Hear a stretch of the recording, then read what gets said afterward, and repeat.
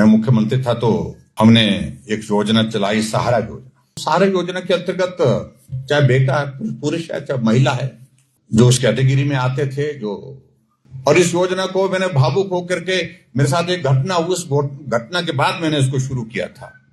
मैं चुनाव के दिनों में कहीं कार्यक्रम में अपने क्षेत्र में जाकर के वोट मांगने के लिए जा रहा था। एक जगह कार्यक्रम था गांव में, आपको मालूम है कि चौक पर बीच में जहां जगह होती है वहां गांव के लोग इकट्ठा होते हैं, वहां कार्यक्रम होता है। हमारा कार्यक्रम हुआ, कार्यक्रम के बाद वहां से चलने लगा, और चलने जब लगा तो एक कार्यकर्ता ने कहा कि आप आप अंदर आइए। तो मुझे लगा, मैंने कहा यार देर हो रहे हैं, अगला भी कार्यक्रम है, बहुत देर हो जाएंगे। मैंने थोड़ा सा रजिस्ट किया कि नहीं जाना भैया, अब देर हो रहा है, किसी और दिन आएंगे चुनाव के बाद। नहीं बोलते, बहुत जरूरी काम है। अंदर जब गया तो मैंने देखा कि बिस्तर पर एक नौजवान हमारा साथी, जो हमारे साथ पोस्टर, झंडा, पार्टी का काम करने के लिए निकलता था, वो बिस्तर पर था। हमारी नमस्ते हुई, एकदम मैं पहचान भी गया।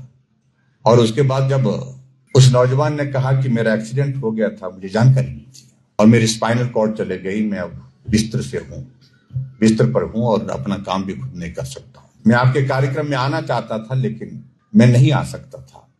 परिवार वालों ने कहा उठा करके ले जाते हैं। मैंने कहा कि नहीं, अगर समय होगा तो मैं यहीं मिल लूंगा।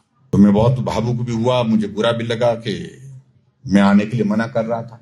और उस कार्यकर्ता ने मुझे कहा कि अगर हो सके, मेरी जिंदगी तो ऐसे निकल जाएगी बोलते हैं, लेकिन अगर हो सके तो ऐसे लोगों के लिए, ऐसे मेरे जैसे लोग कई होंगे पूरे प्रदेश भर में, जो अपना काम भी खुद नहीं कर सकते। अगर मुझे पानी का गिलास भी पीना हो तो मुझे आवाज लगानी पड़ती है, तब पानी का गिलास मुझे पिलाया जाता है, पानी पिलाया जाता है। तो ऐसी कोई योजना शुरू होनी चाहिए जिससे ऐसे लोगों का भला हो सके।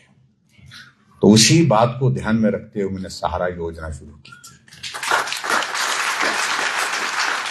और जब मैं इस योजना को बनाने का कॉन्सेप्ट दिया तो उस वक्त अधिकारियों ने कहा लगभग 5,000 के लगभग लोग होंगे, लेकिन जब मैंने इस योजना को शुरू किया तो 25,000 लोग हिमाचल प्रदेश में ऐसे लोग हैं जो बिस्तर पर हैं, अपना काम भी खुद नहीं कर सकते।